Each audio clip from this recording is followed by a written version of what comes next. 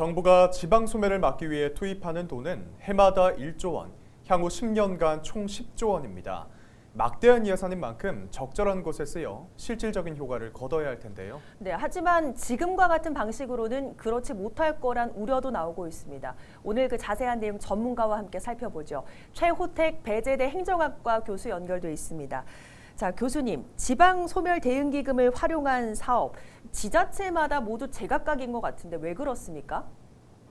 지방자치단체에서 하고 있는 그런 정책들을 보면 그쪽으로 주소를 이전해서 정주하는 것이 아니라 그냥 그 지역으로 많이 이렇게 사람들이 오게 하는, 그러니까 유동인구를 많이 하는 쪽으로 좀 정책들이 추진되고 있어요.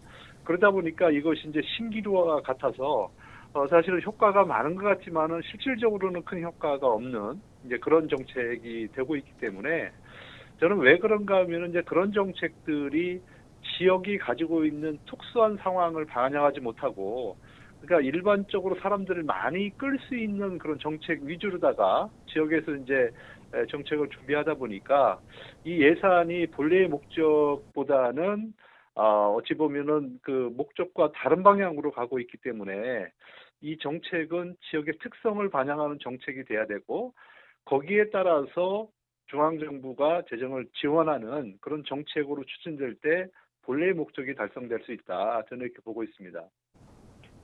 네, 그런데 이 기금을 지자체에 나누어주는 방식에 대해서도 형평성 논란이 있다고요.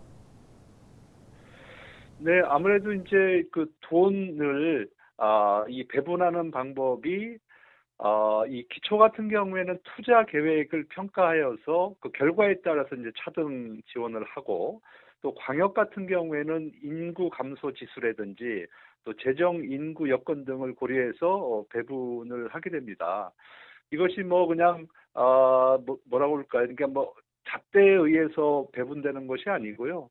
이 투자 계획 평가단이라는 게 있는데 이건 이제 전문가들로 구성이 돼서 운영이 되고 있습니다. 그래서 이 투자 계획 평가단의 정확한 지표와 또 이 평가에 의해서 이것이 이제 배분이 되기는 하는데, 그렇지만은 이게 지역이라고 하는 것이 그 지역의 특성을 반영해서 이것이 이제 그 평가에 반영이 되고 그 평가 결과에 따라서 이렇게 배분이 돼야 되는데, 지금은 지역의 그 특수성에 포커스를 맞추는 것이 아니라 그 사업에 포커스를 맞추다 보니까 그러다 보니까 이제 예를 들어 보고서를 잘 쓴 그런 지자체가 더 많은 예산을 배분받을 수 있는 이제 그런 구조로 되어 있기 때문에 문제라고 하는 것이죠.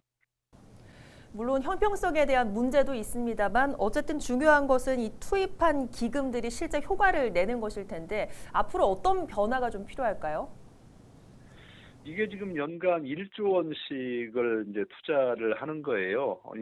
이 막대한 예산을 투자를 하는데, 그러니까 이제 지자체의 그러니까 사업에 따라서 금액이 다양하게 이렇게 지원이 되고 있는데요. 그러니까 이 재원의 규모가 그렇게 크지가 않아요. 그러니까 그러다 보니까 이제 과연 이 재원이 그 자치단체에 투입이 됐을 때 그 시너지 효과를 가져올 수 있을까?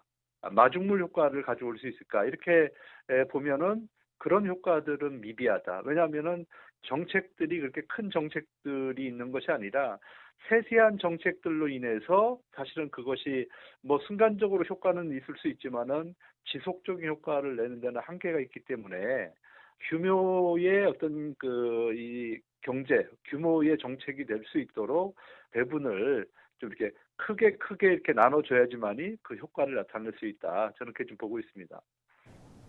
네, 돈을 푸는 것이 대안이 될 수 있을까요? 지방소멸 대응기금의 실효성과 우려에 대해서 최호택 배재대 행정학과 교수와 함께했습니다.